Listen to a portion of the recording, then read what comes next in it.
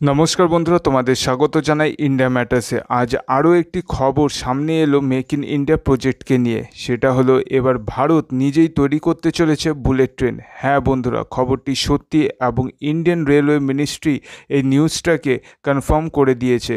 তারা এটাও বলেছে যে ভারতের তৈরি এই বুলেট ট্রেনের স্পিড 250 কিলোমিটার পার আওয়ারের থেকে বেশি হবে এবং ভারতের যে বন্দে ভারত ট্রেনের প্রজেক্ট চলছে সেটা খুবই সাকসেসফুল একটি প্রজেক্ট, আর তার সাথেই এই প্রজেক্টও শুরু হবে।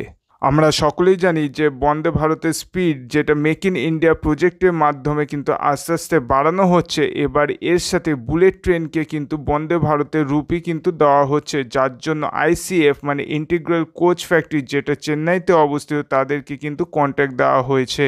বলা হচ্ছে বন্ধুরা যে আইসিএফ বুলেট ট্রেনের ডিজাইন অলরেডি শুরু করে দিয়েছে এবং এটাও জানিয়ে দিয়েছে যে ভারতের যে নতুন রেল করিডর তৈরি করা হচ্ছে নর্থ সাউথ ইস্ট, এর ওপর দিয়ে এই ভারতে make in India bullet train ছুটবে এবং এর খরচ হচ্ছে প্রায় $11 ট্রিলিয়ন, যেটা প্রায় 40,000 কিলোমিটার অবধি ছড়িয়ে রয়েছে নর্থ সাউথ এবং ইস্টে।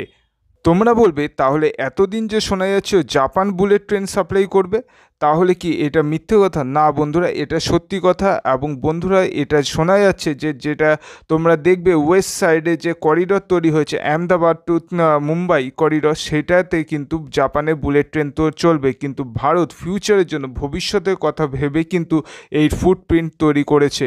এবং তোমরা যদি দেখো প্রায় সেম স্পিডেই কিন্তু মানে জাপানের যে বুলেট ট্রেন তৈরি হচ্ছে সেই সঙ্গেই কিন্তু পাল্লা দিয়ে কিন্তু ভারতেরও বুলেট ট্রেনের গতি কিন্তু একই থাকবে।